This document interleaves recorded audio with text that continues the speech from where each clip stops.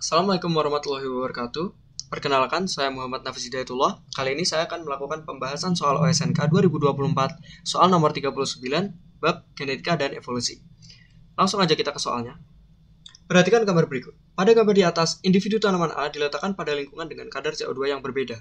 Pada kadar CO2 tinggi, daun-daun yang baru tumbuh memiliki jumlah stomata yang lebih sedikit dibandingkan ketika diletakkan di lingkungan dengan kadar CO2 yang lebih rendah. Jadi, pada kadar CO2 tinggi, stomatanya rendah, namun pada kadar CO2 rendah, stomatanya tinggi. Langsung aja kita ke pernyataannya. Gambar dan keterangan di atas menunjukkan proses evolusi yang bekerja pada individu tanaman A. Nah, kalau kita lihat gambar yang tadi, pada gambar di atas, individu tanaman A yang diletakkan pada lingkungan dengan kadar CO2 yang berbeda. Jadi ini individu, sebuah individu. Sedangkan evolusi itu skalanya itu dalam populasi, dari keturunan ke keturunannya. Namun kita di sini hanya membahas sebuah tanaman. Jadi ini sudah jelas bukan evolusi, melainkan ini adalah adaptasi. Jadi kemampuan sebuah organisme untuk menyesuaikan diri pada lingkungannya. Nah, sebenarnya secara spesifik itu jenis adaptasi apa ini? Jadi ini adalah peristiwa phenotypic plasticity atau plastisitas fenotipe. Plastisitas itu berarti bisa berubah, dan fenotipe itu adalah ciri yang dapat diamati. Jadi phenotypic plasticity itu adalah kemampuan suatu organisme untuk mengubah fenotipenya sebagai tanggapan terhadap perubahan lingkungan yang dihadapi. Jadi dia itu bakal merubah ciri yang dapat diamatinya, fenotipenya, sesuai dengan lingkungannya, seperti tanaman tadi. Kalau kita lihat di sini, jadi pada tanaman ini itu terdapat sebuah sistem yang dapat mendeteksi CO2.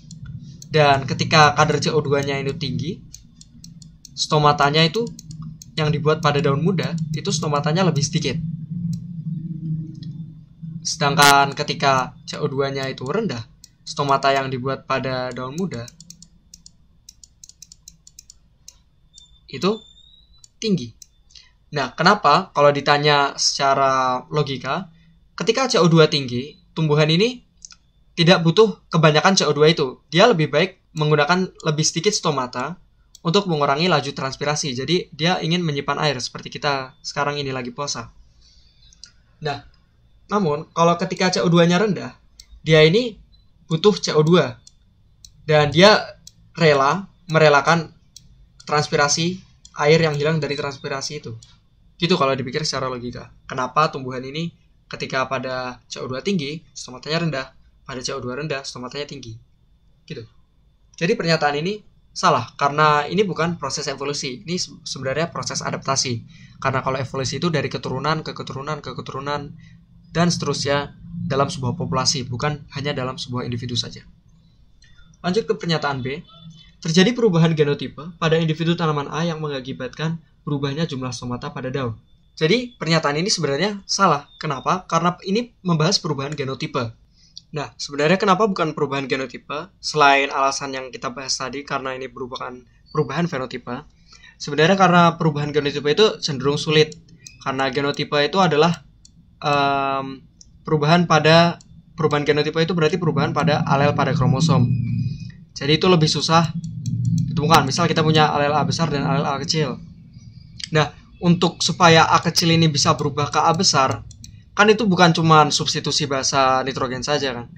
Itu kemungkinan merupakan mutasi yang sangat banyak. Jadi ini cenderung memang susah untuk dilakukan dan susah untuk sebuah individu untuk merubah genotipenya. Nah, gitu alasannya. Langsung aja kita lanjut ke pernyataan C. Proses serupa juga terjadi pada Daphnia ketika terjadi peningkatan tekanan predasi. Struktur-struktur defensif akan tumbuh pada individu Daphnia, dan ketika tekanan itu hilang, struktur-struktur tersebut juga akan mengecil dan hilang. Ini sebenarnya kalau kita perhatiin, ini sama persis kayak phenotypic plasticity. Kenapa? Karena ini menunjukkan perubahan fenotipe. Yang awalnya fenotipenya tidak berduri, berubah menjadi memiliki struktur defensif. Lalu, karena sifatnya ini sementara, ketika tekanannya hilang itu, dia bakal menghilangkan struktur defensif tadi.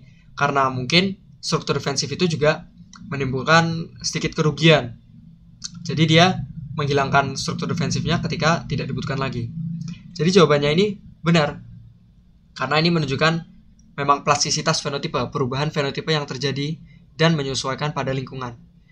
Nah, langsung aja ke pernyataan D. Kemampuan organisme untuk menghasilkan fenotipe-fenotipe berbeda sesuai dengan kondisi lingkungannya, seperti pada yang contoh yang di atas, memiliki basis genetik.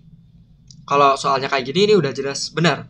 Karena memang fenotipe itu adalah peristiwa yang berhubungan dengan genetik. Jadi, barangkali ada, misal kita punya Daphnia ini. Di Daphnia ini dia memiliki gen yang lebih unggul dibandingkan Daphnia yang satunya ini. Jadi ini dia gennya itu lebih tidak unggul. Misalnya ini dia besar untuk defensif dan ini dia kecil. Jadi dia defensifnya lebih rendah dibandingkan Daphnia A ini dibandingkan sama Daphnia B. Nah, untuk Daphnia yang A ini ketika ada tekanan predasi, duri yang bisa dia buat itu bakal lebih banyak dan durinya lebih kuat, anggap aja gitu.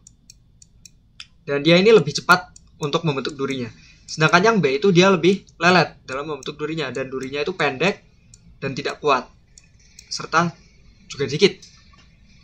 Jadi di sini kita melihat dua kemampuan perubahan fenotipe yang berbeda, dua kemampuan plastisitas yang berbeda yang dipengaruhi oleh genetik. Jadi memiliki basis genetik. Nah, sekian dari saya. Terima kasih. Mohon maaf bila ada salah kata atau pembahasannya kurang jelas. Mungkin kalau memang ada yang kurang jelas bisa ditanyakan di komentar. Nanti bakal saya jawab kalau ada sempat waktu. Assalamualaikum warahmatullahi wabarakatuh.